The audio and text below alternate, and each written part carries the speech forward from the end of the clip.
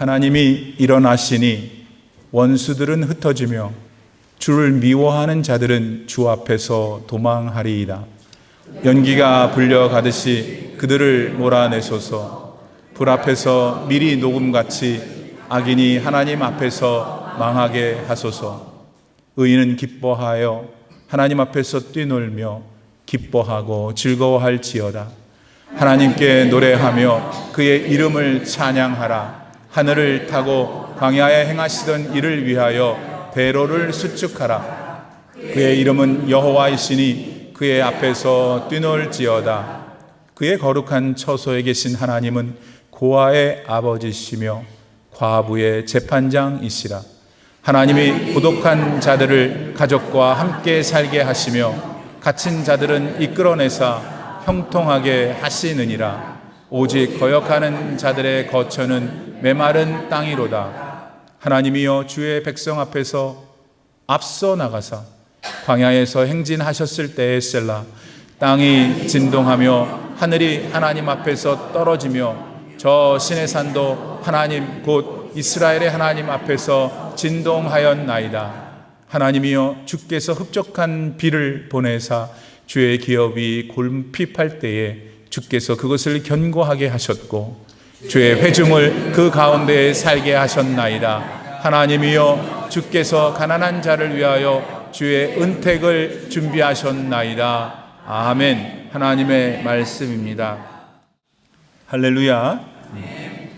지난 1562년부터 1598년까지 약 36년 동안 프랑스에서는 종교 전쟁이 있었습니다.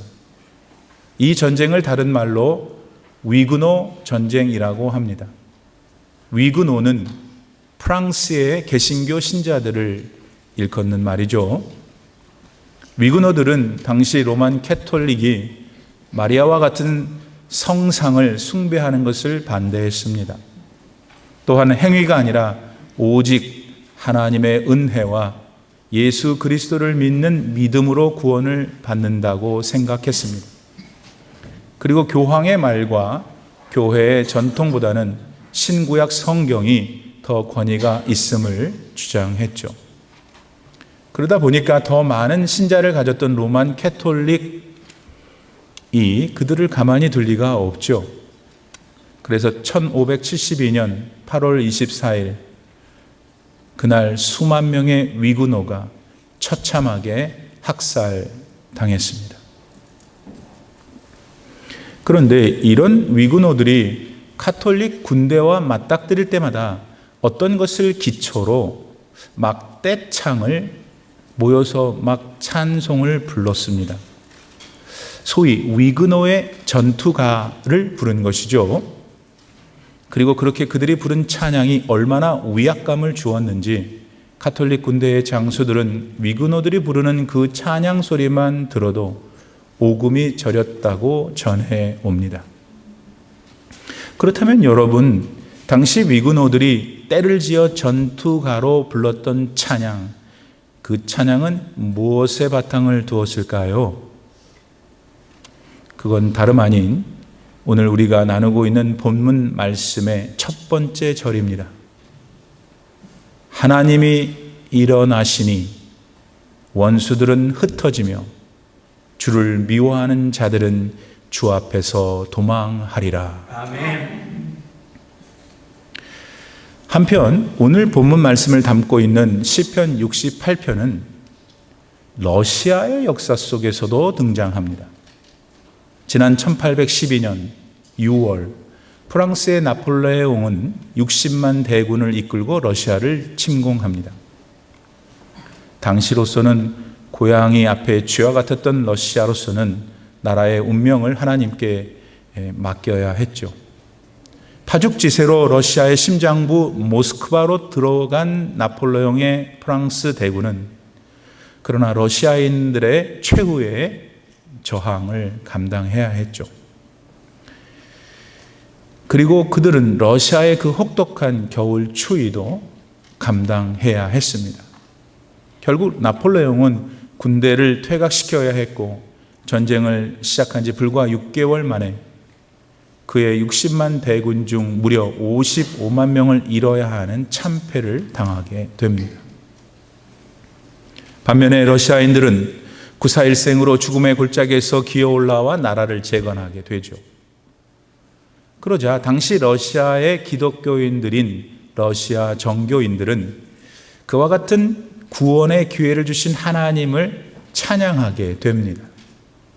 그리고 그때 그들이 사용한 찬양의 내용이 바로 오늘 본문 말씀 시편 68편입니다. 그리고 그 후 70년이 지난 어느 날 러시아가 낳은 천재적인 음악가 차이코프스키는 그날의 대승리를 기념하기 위해 서곡을 쓰는데 그게 유명한 1812년 오버튜어이죠. 오늘 한번 집에 가셔서 들어보셔요. 17분짜리입니다. 그 카라얀의 지휘로 한번 하는 걸 들어보셔요.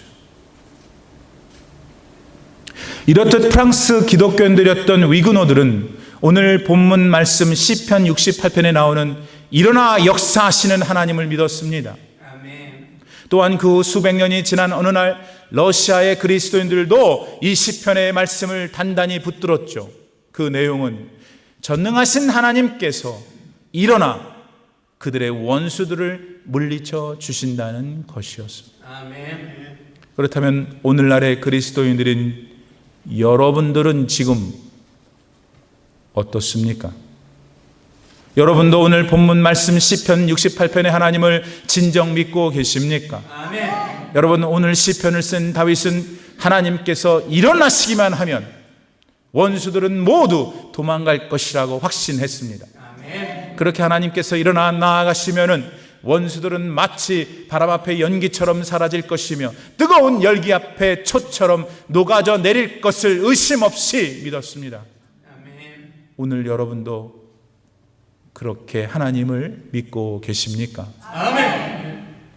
사랑하는 성도 여러분, 사실 우리의 삶 가운데에도 여러 종류의 원수들이 있을 수 있습니다. 그중 어떤 원수는 걱정으로 찾아옵니다.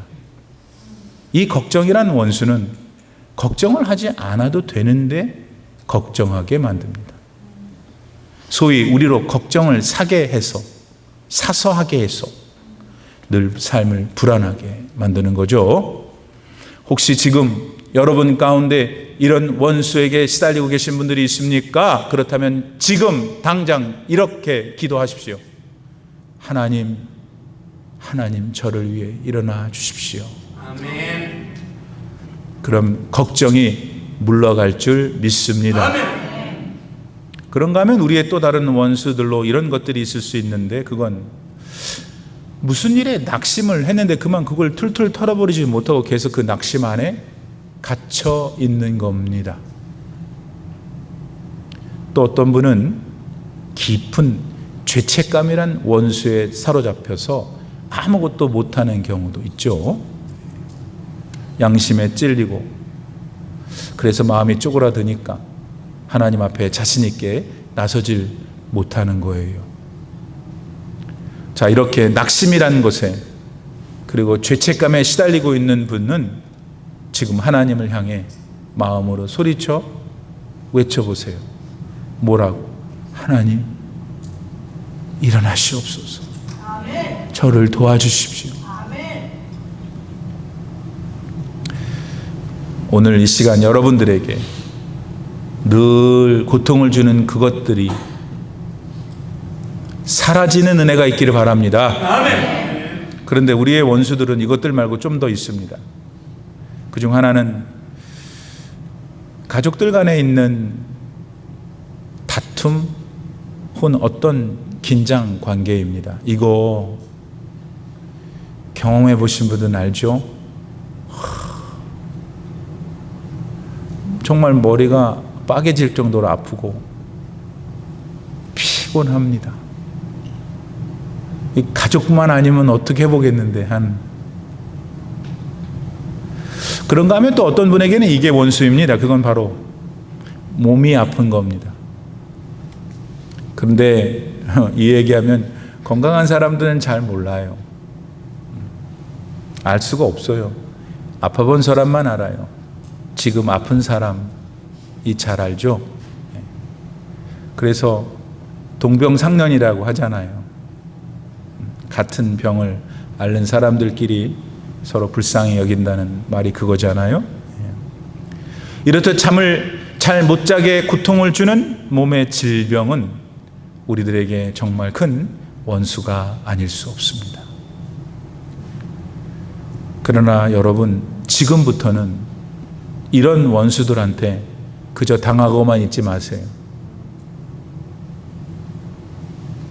오히려 그걸 하나님께 쏟아 놓아 보세요. 하나님, 이 시간 저를 위해 일어나 주십시오. 이렇게 기도하시면서, 그러면 반드시 여러분, 하나님께서 여러분의 소리를, 여러분의 기도를 들으시고 원수를 물리쳐 주십니다. 그리고 이것 한 가지를 그때 곁들여서 반드시 기억하셔야 돼. 그건 하나님께서는 우리의 원수를 물리치시는데 단 애들 말로 한 개도 어려워하지 않으세요. 아멘. 믿습니까? 아멘. 우리한테 그 철옹성 같은 원수가 하나님한테는 아무것도 아니라. 아멘. 그런데 그 하나님께서 도와주시기 전에 우리가 느낄 때에는 좀 답답한 상황이 있을 수 있다는 걸 아셔야 해요. 그때에도 앞을 보고 전진해야 돼요. 아멘. 어떤 아버지하고 어린 딸 하나가 차를 타고 가는데 막 폭풍우가 몰아치는 거예요. 여전히 밖에는 비가 많이 내리고 막 엄청난 기억 경험하신 거 상상해 보세요. 번개도 막 이따금씩 치고. 그러자 앞을 잘 내다볼 수 없었던 여러 차량들이 이제 서서히 길가에 차를 대기 시작했습니다. 그때 어린 딸이 아빠한테 물어요. 아빠, 우리도 이거 멈춰야 되는 거 아니에요? 그러자 아빠가 말합니다. 아니, 앞만 계속 보고 가면 돼. 그렇게 아버지는 계속해서 운전을 했고 마침내 폭풍을 빠져나와 맑은 하늘을 보게 되었습니다. 아버지는 어린 딸에게 말합니다. 아까 멈춰 섰던 차들을 생각해 봐라. 만약 아빠도 그렇게 섰다면은 우리는 여전히 저 폭풍 가운데 있었을 거야. 때때로 우리는 어려워도 계속해서 앞으로 나아갈 필요가 있단다. 아멘. 그건 저 앞의 길은 맑고 안전하기 때문이야. 아멘. 사랑하는 여러분, 하나님께서 우리를 인도하시도록 맡겼다면 우리는 설령 여전히 어려운 환경 가운데 있다 하더라도 하나님을 끝까지 믿고 신뢰해야 합니다. 그러므로 지금 하나님을 믿지 못하고 두려움 가운데 멈춰서 있는 분들은 다시 하나님을 믿고 일어나 나아가셔야 합니다. 하나님께서는 지금 우리에게 말씀하십니다. 계속해서 나를 믿고 따라오거라. 나는 이미 너의 앞에 서 있다. 이렇듯 일어나 우리의 원수를 물리쳐 주시는 하나님을 다시 굳게 붙들고 마침내 승리하는 여러분들 모두가 되시기를 주의 이름으로 축복합니다. 아멘. 다음으로 본문 4절과 6절로 말씀해 보면은 우리 하나님은 온 우주를 통치하시는 전능하신 분이시지만은 동시에 이런 분이시라도 합니다. 여러분, 하나님은 어떤 분이십니까? 하나님은 고독한 자들을 가족과 함께 살게 하시는 분입니다. 아멘. 여러분, 사람은 권력이 생기면요, 약한 사람들을 무시하는 경향이 있습니다. 그래서 인간 사회의 지도자들은 선거권을 가진 국민들을 보지 그 국민 개개인에게는 관심이 없습니다. 더더군다나 돈 없고 백 없는 사람은 더더욱 그렇죠. 대신 성과와 업적들만, 이런 곳에만 마음이 쓰입니다. 그러나 아세요, 여러분? 살아계신 우리 하나님은 한 사람 한 사람에게 마음을 두십니다. 아멘. 구체적으로 예를 들면은 우리 하나님은 이런 분이십니다. 저 맨 뒷줄에 조용히 앉아 있기 때문에 눈에 띄지 않는 사람을 하나님은 보십니다. 아멘. 하나님은 슬퍼하고 있는 과부도 보십니다. 아멘. 하나님은 먼 나라에서 이민 온 이민자들을 보십니다. 아멘. 또한 하나님께서는 겉으로는 웃고 있지만은 속으로는 너무 아파 고통하고 있는 사람을 절대로 놓치지 않으십니다. 아멘. 이렇듯 우리 하나님은 그 힘에 있어서 누구도 당할 자가 없는 전능하신 분입니다. 그러나 동시에 하나님이 가지신 사랑과 긍휼 또한 인간의 어떤 말로 형언할 수가 없어요. 아멘. 그 하나님께서 지금 여러분 한 분 한 분을 내려다보고 계시는 것을 믿으십니까? 아멘. 이것을 오늘 분명히 믿고 여러분을 사랑하시는 하나님의 품에 안겨 위로와 격려를 받으시는 여러분 되시기를 바랍니다. 아멘. 그리고 여러분도 그런 사람들이니 그런 하나님의 사랑을 이웃들에게 좀 실천해 줄 수 있는 그런 참된 성도들이 되시기를 바랍니다. 아멘. 어떤 나이가 지긋이 드신 할머님 한 분이 매주 주일마다 예배에 꼬박꼬박 참석하셨습니다. 그렇게 남편 옆에 앉아서 수년 동안 예배를 드렸죠. 그런데 그러다가 남편이 죽었습니다. 먼저. 그래도 그 할머님은 계속 나와서 예배를 드렸습니다. 하지만 그녀의 곁은 텅 비어 있었죠. 그러던 어느 주일날 한 젊은 가족이 예배에 늦게 왔습니다. 그래서 앉을 자리가 없었죠. 그런 중에 그 가족 중 중학교 여자 한 아이가 그 할머니 옆에 빈자리를 가서 앉았습니다. 하지만은 그렇다고 그 이후에 드라마틱한 일이 일어난 건 아니었습니다. 서로 간에 말도 없었고 할 말이 뭐가 있었겠어요? 그저 그 자리에 함께 앉아 있었을 뿐이었죠. 그런데 수개월이 지난 어느 날 그 할머님이 목사님에게 이렇게 고백했습니다. 목사님, 그날 아침 저는 이제 교회에 더 이상 나오지 않으려고 마음을 먹었었습니다. 남편이 가고 난 후에 도대체 나란 존재가 있는 건지 없는 건지 잘 모르겠더라고요.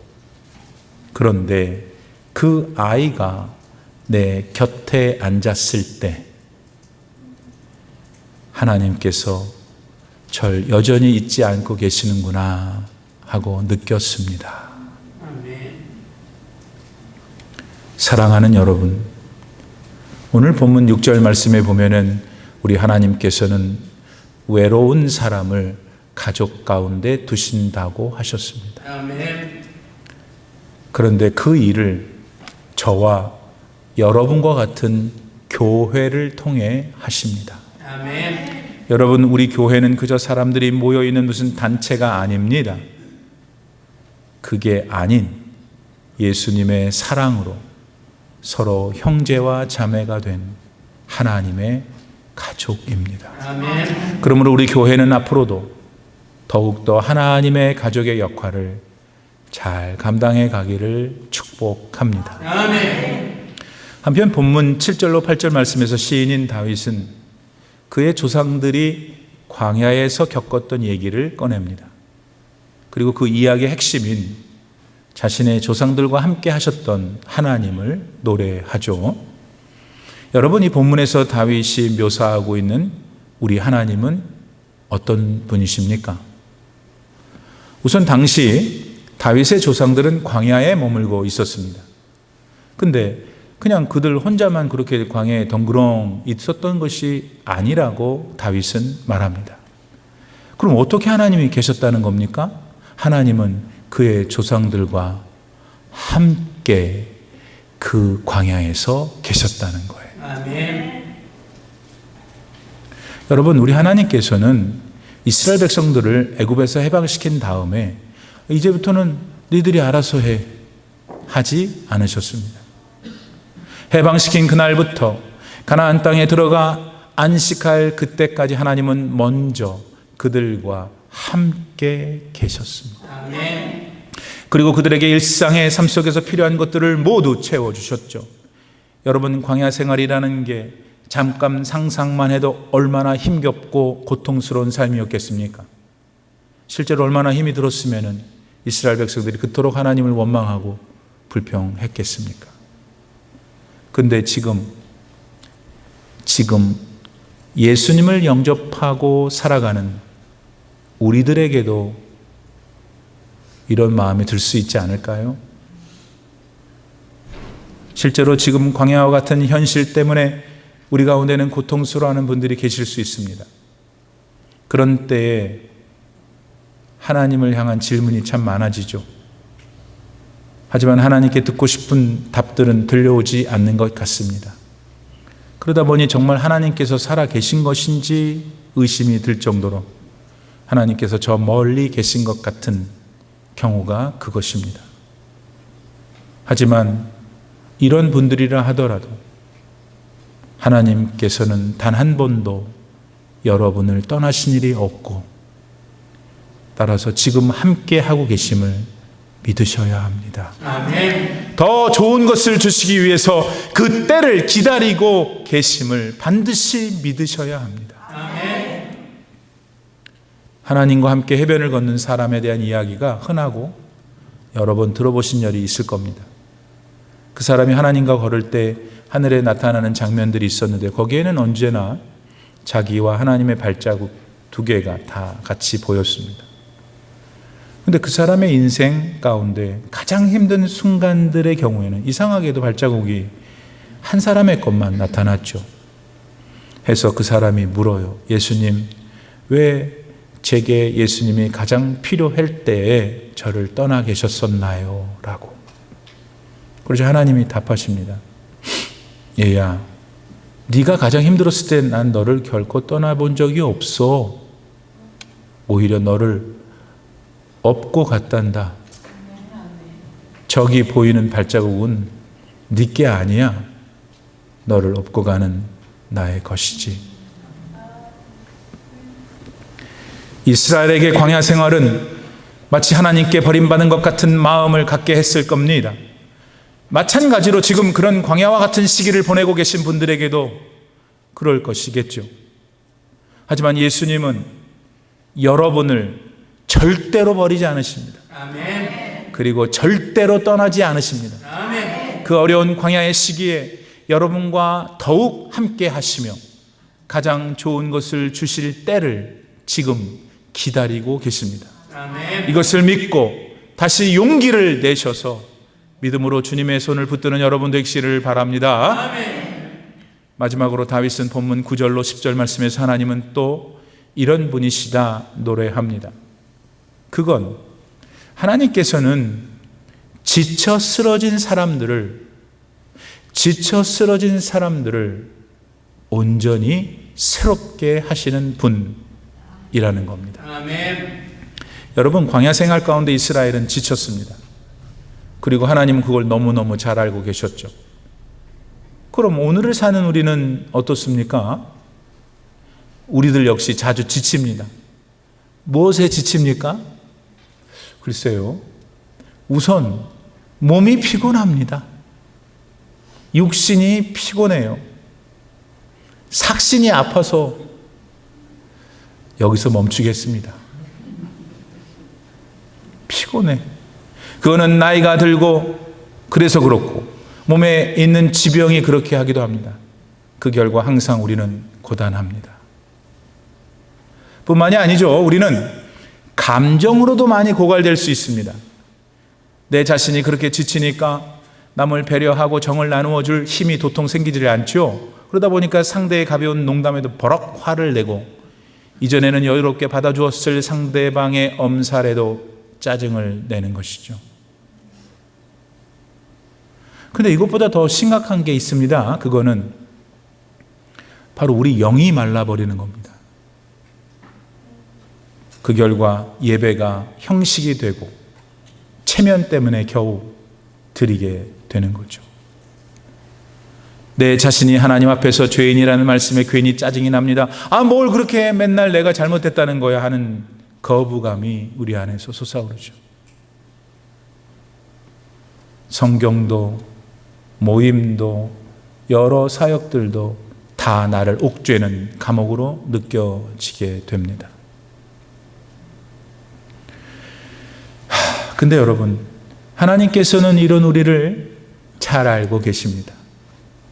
피곤해 지쳐 하나님께 등을 돌리고 있는 우리를 하나님께서는 불쌍히 여기십니다. 아멘. 그래서 하나님께서 우리들에게 9절 말씀에 나오는 흡족한 비를 보내주십니다. 아멘. 그렇게 하셔서 당신의 택한 자녀들인 여러분을 계속해서 견고하게 세우시는 거죠. 아멘. 어떤 간호사가 병원이 한참 바쁠 때 잘 교대도 못하고 어려운 시간을 보내고 있었어요. 그렇게 매일 환자를 돌보고 여러 맡은 일들을 묵묵히 해나갔죠. 그런 중에 특별히 지쳐서 쓰러질 것 같은 어느 저녁, 그녀는 자기 차 안에 앉아 펑펑 울었습니다. 그러면서 그녀는 하나님, 전요 뭐 큰 거 바라는 것도 없어요.